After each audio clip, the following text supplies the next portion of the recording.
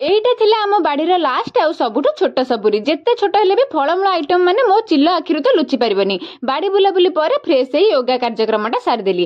ଆଜି ନୁହେଁ ମ, ଏଇଟା ମୋ ଡେଲି ରୁଟିନ ବା। ଅନହେଲ୍ଦି ଆଉ ହେଲ୍ଦିକୁ ବାଲାନ୍ସ କରିବା ପାଇଁ ବ୍ରେକଫାଷ୍ଟରେ ମାଣ୍ଡିଆ ଯାଉ ଖାଇଲି, ସେ ବି ଖୁସିରେ। ନାଇଁ ତ ପେଟ ବା ଜାଣିଦେବ ମୁଁ ବାଧ୍ୟରେ ଖାଉଛି ବୋଲି। ଖାଇବା ପରେ ସ୍କ୍ରିପ୍ଟ ଲେଖିବା, ଭଏସ ଓଭର ତା ସହ ଭିଡିଓ ଅପଲୋଡ କାମଟା ସାରିଦେଲି। ମୋ ମା ରୋଷେଇ କରିବାକୁ ମନା କରେନି ଯେ, କିନ୍ତୁ ଜଣା ନାହିଁ ମୁଁ କଣ ପାଇଁ ଟାଣି ହେଇ ରୋଷେଇ ଘରକୁ ପଳାଏ। ଆଚ୍ଛା, ମା କାଳେ ଲୁଚେଇ ଖାଇଦବ ସେଥିପାଇଁ ନୁହେଁ ତ? ନା ମ, ଖାଲି ଆଡୁ ସାଡୁ ଚିନ୍ତା।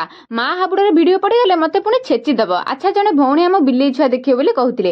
ଆରେ ମୁଁ ତ ନିଜେ ଦେଖିନଥିଲି, ତମକୁ କଣ ଦେଖେଇବି? ତା ମା ବା ଲୁଚେଇ ରଖିଥିଲା, କିନ୍ତୁ ଆଜି ଗୋଟାକୁ ଧରି ଆମ ଘରେ ହାଜର। ଓଜନ 1.5 ଗ୍ରାମରୁ କମ ହେବ, କିନ୍ତୁ ବଳ ଦେଖୁଛନ୍ତି ଟି? ବାବାରେ, ଭଲ ପାଇବା ଦେଲେ ବି ସନ୍ତାନ ତ ତା ମା କୋଳରେ ହିଁ ସେଫ୍ ଫିଲ୍ କରେ। ତା ସହ ଖେଳୁ ଖେଳୁ ରୋଷେଇ କଥା ମନେ ନାହିଁ, ପେଟରେ ପୁଣି ମୂଷା ଦୌଡିଲେଣି। ତେଣୁ ସନ୍ଧ୍ୟାବେଳେ ମୋମୋ ଗୋଟେ ପ୍ଲେଟ ଖାଇଦେଲି। ଖାଇସାରି ରିଗ୍ରେଟ ଫିଲ୍ କଲି ଅନହେଲ୍ଦି କାହିଁ ଖାଇଲି ବୋଲି। ଛାଡ, ସେ ତ ହଜମ ହେଇଯିବନି। ରାତି ଖାଇବାରେ ସାଧା ସିଧା ଭାତ ଡାଲି ଓମଲେଟ ଖାଇ ଦିନ ସମାପ୍ତ କଲି।